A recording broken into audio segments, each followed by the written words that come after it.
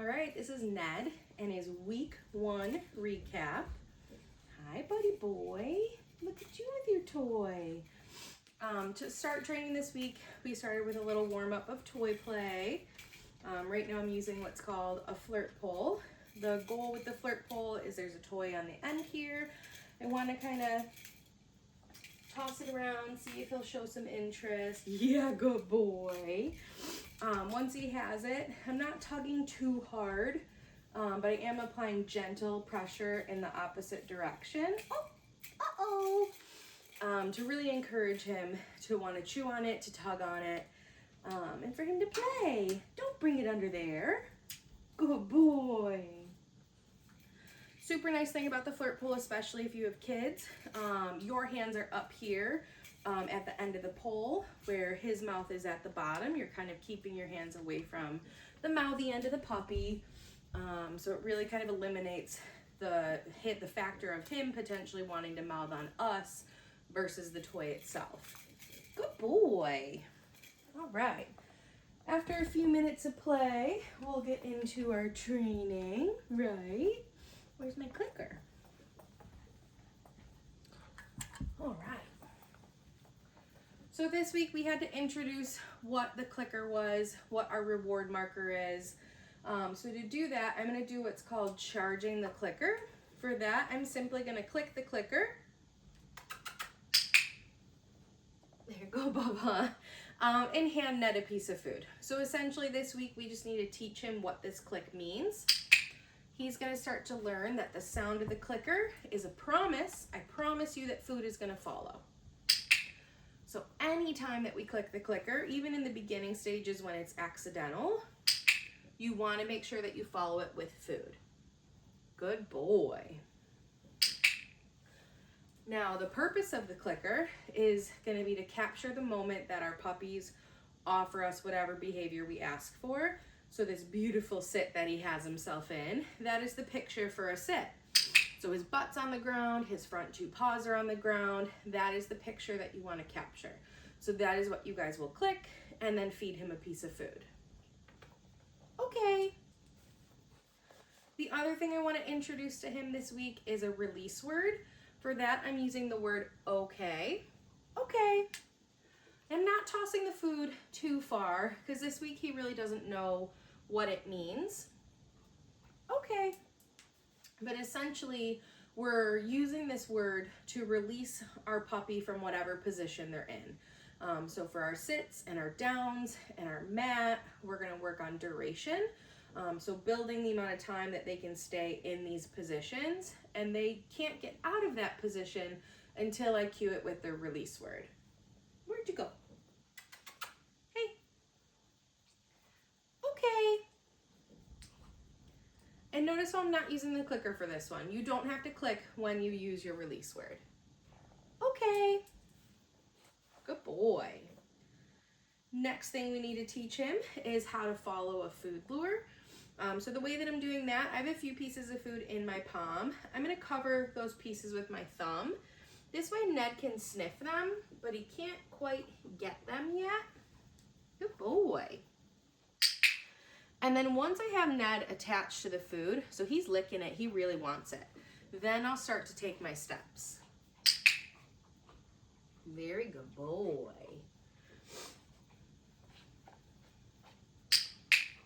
And the perk of having multiple pieces of food in my hand is we can just keep moving. Good boy. So I can click, feed him, reload, keep going. The other thing I like to do when we're practicing following a food lure is pair it with his name. Get it. That went real far. You did good following it. Ned. Good boy. Up here. Yeah, good boy. Ned. Wow, you're such a good boy. Yeah.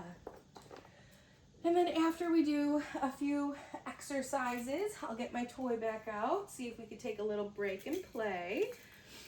This week's a lot for these puppies. It's their first week doing actual training, So it's a lot to kind of push them through all of the different behaviors back to back to back. So we do like to try to make it fun, break it up with some toy play, or maybe some exploration. What are you checking out? What's up there? That's a pillow. Ned! Yes, good boy. Good job. All right. The next thing that I want to work on with him is what's called a hand target. So for this, we're going to call it touch. The hand target is really nice as a little bit of an informal recall. So we're going to use our hand target when needed to get him to come into us. So it's also a movement exercise. I don't want him to just be sitting in front of me and not really move far to offer this hand target. So real quick, the way that I'm going to hold my food, I want to do flat palm. Thumb is going to cover that cookie. This way I can move my hand and it's not going to fall. All right, so very similar to how we did the food lure.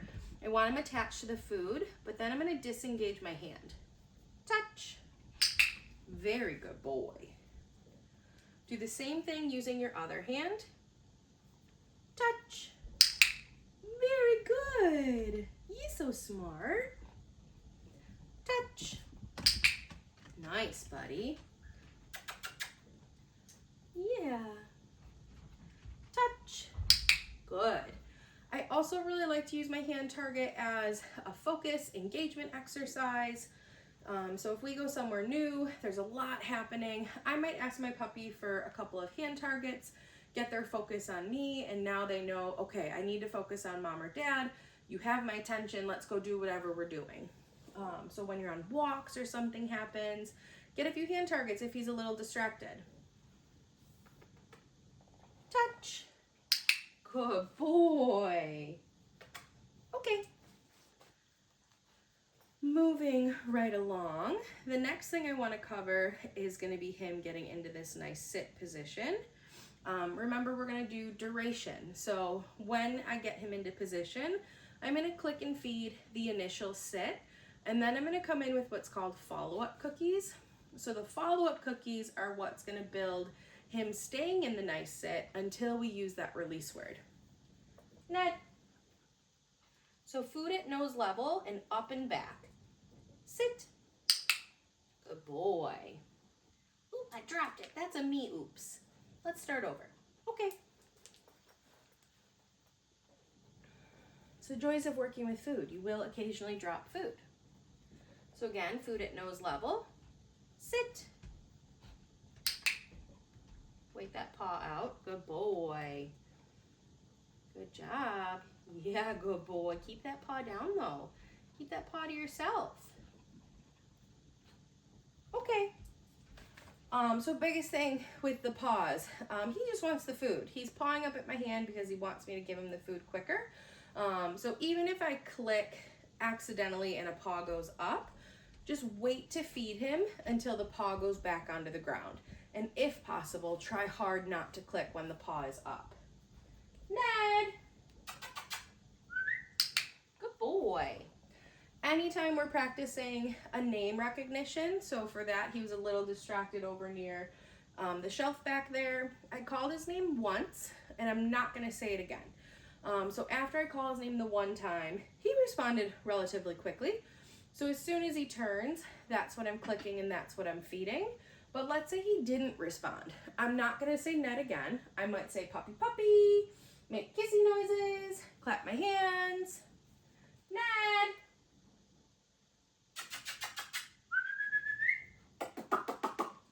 Yeah, good boy. So just other noises to get his attention. That way he's not learning, okay, I don't have to listen until they've said Ned 3, 4, 5 times. Okay? All right, let's get back into your sits. Okay. Here, Bubba. Sit. Good boy. Again, I just waited there for those paws to be on the ground. Good job. Okay. Good boy, sir. All right. attempt to take a toy break. Oh, good boy. Yeah, good boy. Will I have? Oh my gosh.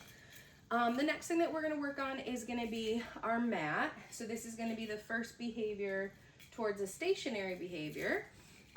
This is a really fun one. I love the mat a lot. I use it a lot. In my house, we use the mat for any time that I'm cooking dinner. My dogs are going to station on a rug in the kitchen. If I have company over, I can have my dogs go to their places.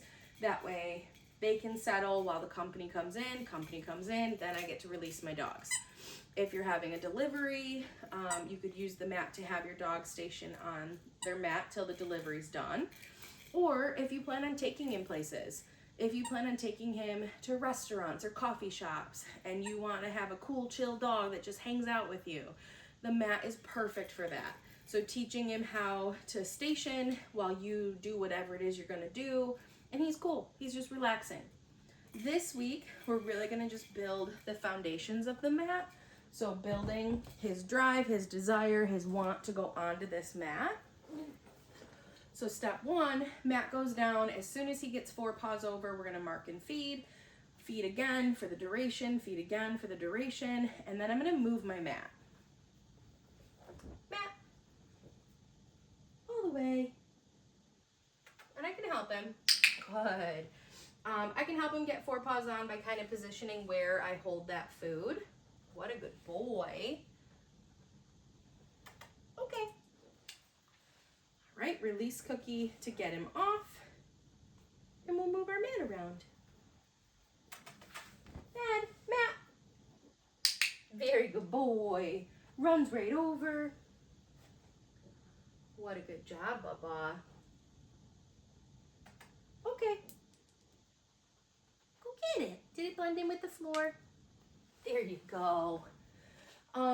When you're practicing this one at home, try to move your mat to different spots and then try to toss your release cookies in different directions. That way he gets used to leaving the mat from different points and then coming back to the mat from different places. All right, you ready, buddy? Go to your mat. Oh, what a good boy. Love that he's offering me a sit. There you go, Bubba. Yeah, he's such a smart boy. Very nice.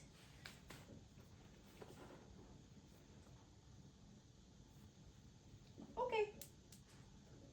Good job, sir. And we'll do that one more time. So when Ned comes home and you guys are working on whatever different behavior, don't feel like you have to go through all of these behaviors during one training session. You guys could pick maybe 2 or 3 different behaviors, focus on that for 15-20 minutes, and then later in the day do 2 or 3 other behaviors. Typically, puppies this age, I'm going to do breakfast and dinner or training sessions. So you're earning your breakfast or you're earning your dinner by practicing our sits or our downs. And let's say you get through half a cup of food with training, put the other half in like a puzzle feeder or a snuffle mat after he's done working. All right, ready, Bubba? Go to your mat. So many smells, right? Good boy. Yeah, you're such a smart man. Such a smart boy. Oop, you almost left. Okay. And the other goal with this is going to be that we release him before he tries to release himself.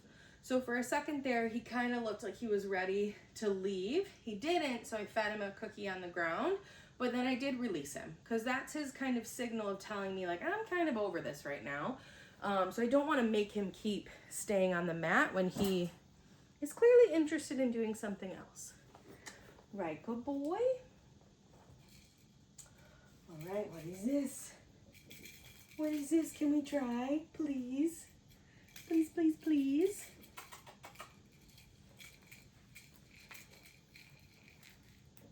Oh, you got it. You You got it. Good boy. Yeah.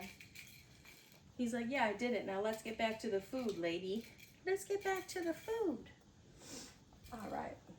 Where's a good spot for your handling?